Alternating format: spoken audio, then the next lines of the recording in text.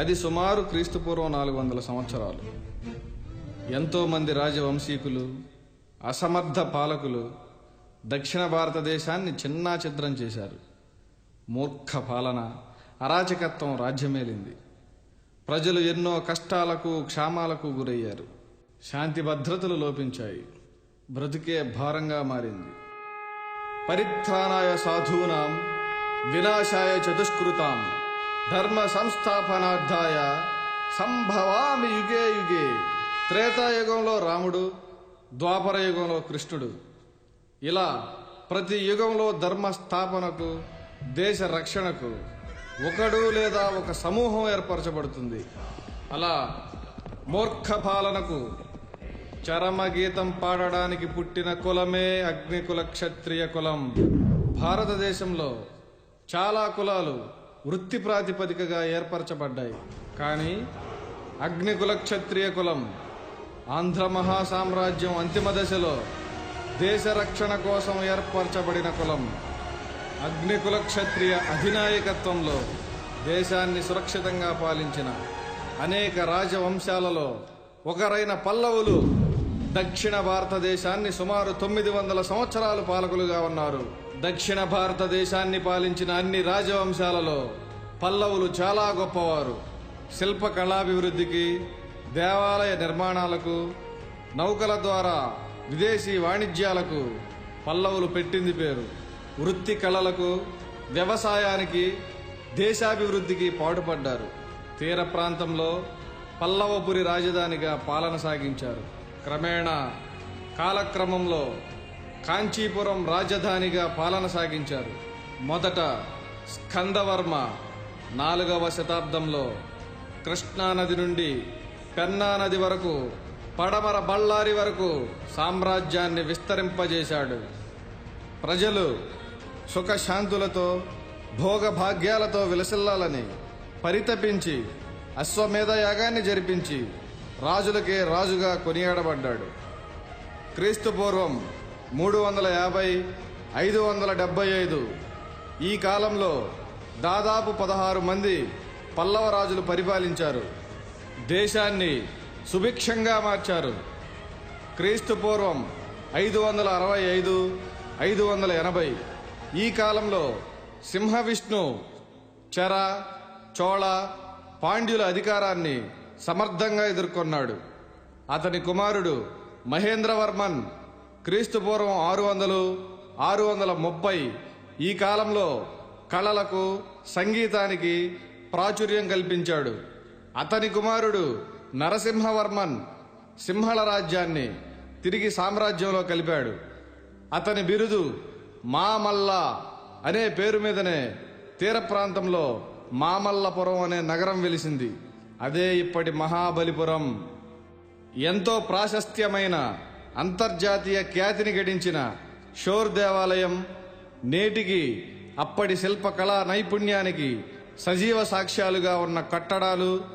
కాంచీలో అనేక దేవాలయాలను నరసింహవర్మన్ నిర్మించాడు. ప్రపంచానికి ఆత్మరక్షణ కళని నేర్పిన బోధిధర్ముడు పల్లవరాజులలో ప్రశస్తనీయుడు. పల్లవ రాజ్యం నుండి చైనా వెళ్లి కష్టాలు పడుతున్న జనాలకు ఓదార్పును, కుంగ్ఫూను నేర్పించి వారి గుండెల్లో చిరస్థాయిగా నిలిచిపోయాడు. పల్లవులు స్వతహాగా హిందూ మతాభిమానులు. హిందూ మత అభివృద్ధి కోసం, ధర్మ పరిరక్షణ కోసం ఎనలేని కృషి చేశారు. ఇది ఘనమైన పల్లవుల చరిత్ర. ఆధునిక భారతదేశానికి అడుగులు నేర్పిన పల్లవ వంశీయుల చరిత్ర. పల్లవ ఘన చరిత్రతో పాటు చాలా సత్యాలు మరుగున పడిపోయాయి.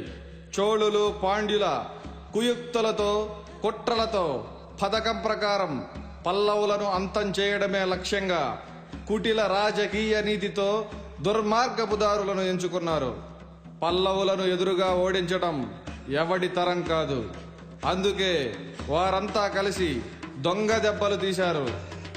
పల్లవులు నిర్మించిన అనేక నగరాలను, కట్టడాలను, ఆలయాలను వారి ఘనతగా చెప్పుకునే నీచ స్థాయికి దిగజారారు. ఒక పథకం ప్రకారం పల్లవ సామ్రాజ్యాన్ని పూర్తిగా నాశనం చేశారు. పల్లవ రాజులకు రాజ్యాలు పోయినా రాజసత్వం పోలేదు. ధైర్య సాహసాలు, ముక్కుసూటితనం, ఆత్మాభిమానం పోలేదు. తిండి ఉన్నా లేకపోయినా నీతిని, రాజసాన్ని వదులుకోవడానికి ఏ అగ్నికుల క్షత్రియుడు సహించలేడు. అది వారి రక్తంలో నరాన జీర్ణించుకుపోయింది. కాలక్రమంలో ఆంధ్రదేశంలో పల్లవులు పల్లీలుగా పిలువబడ్డారు. పల్లి అంటే పాళీ భాషలో రాజు అని అర్థం. పల్లవుల పతనానంతరం శాసనాలు పాళీ భాషలో ఉండడం చేత, పాళీ భాష ప్రాచుర్యం పొందడం చేత పల్లవులు పల్లీలుగా పిలువబడ్డారు. పల్లవుల పతనానంతరం తరువాత పుట్టుకొచ్చిన రాజవంశీకులు, మహమ్మదీయులు బ్రిటిష్ వారి కాలం వరకు అలాగే కొనసాగించబడ్డారు. పల్లీలు అనే పదం తక్కువ స్థాయి అనే భావనను కలిగించారు. అలా కాలక్రమంలో పల్లవులు పల్లీలుగా మారినా, వారి రాజ్యాలు అంతరించినా వారి రాజసత్వం పోలేదు, హిందూ మతాభిమానం పోలేదు. వారి సమాజ సేవ, సాంస్కృతిక కార్యక్రమాలు వారి తరువాత తరాలు కొనసాగిస్తూనే ఉన్నారు. అటువంటి గొప్పవారిలో కొందరు ముఖ్యులు. శ్రీ కొప్పనాతి కృష్ణమవర్మ గారు ప్రపంచ ప్రసిద్ధి పొందిన అంతర్వేది దేవాలయ నిర్మాత. అంతర్వేదిలో శ్రీ లక్ష్మీ నరసింహస్వామి వారి దేవాలయాన్ని 1823లో నిర్మించి, స్వామివారికి నిత్య ధూప దీప నైవేద్య మరియు కళ్యాణ మహోత్సవాల కొరకు ఎటువంటి లోటు లేకుండా 1800 ఎకరాల భూమిని వజ్ర వైడూర్య రత్న మణిహారాలతో కూడిన ఆభరణాలు సమర్పించి భక్త శిఖామణిగా కీర్తి గడించారు. పిమ్మట శ్రీ మల్లాడి సత్యలింగం నాయకర్ గారు సమాజానికి విద్య ఆవశ్యకతను గుర్తించి విద్యాభివృద్ధి కొరకు కోట్లాది రూపాయల తన యావదాస్తిని విరాళంగా ఇచ్చి 1912వ సంవత్సరంలో శ్రీ మల్లాడి సత్యలింగం నాయకర్ చారిటీ స్థాపించి ఎన్నో రకాల విద్యా సంస్థలు స్థాపించి ఇప్పటికీ 2 పూటల అన్నం పెట్టి విద్యాభివృద్ధికి ఎనలేని కృషి చేసి మహాదాతగా కీర్తి గడించారు. అంతర్జాతీయ స్థాయి శాస్త్రవేత్త ఎల్లాప్రగడ సుబ్బారావు విద్యనభ్యసించింది ఎంఎస్ఎన్ చారిటీస్లోనే. తదుపరి కోనసీమ తిరుపతిగా ఖ్యాతి గడించిన వాడపల్లి శ్రీ వెంకటేశ్వర స్వామి ఆలయాన్ని నిర్మించింది అగ్నికుల క్షత్రియుడు శ్రీ పెనబోతు గజేంద్రుడు గారు. ఇదంతా కొంతవరకే తెలిసిన అగ్నికుల క్షత్రియుల ఘన చరిత్ర. చరిత్ర కందని సత్యాలు ఎన్నెన్నో.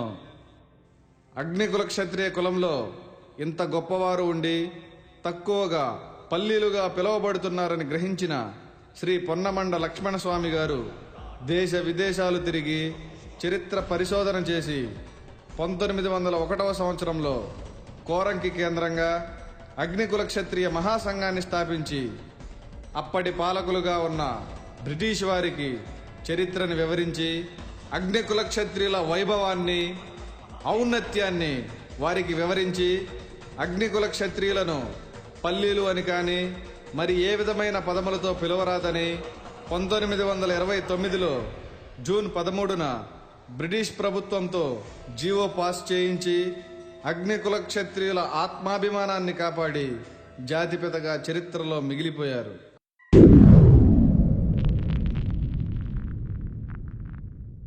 అంతటి ఘన చరిత్ర కలిగిన అగ్నికుల క్షత్రియులు ఇప్పుడెలా ఉన్నారు?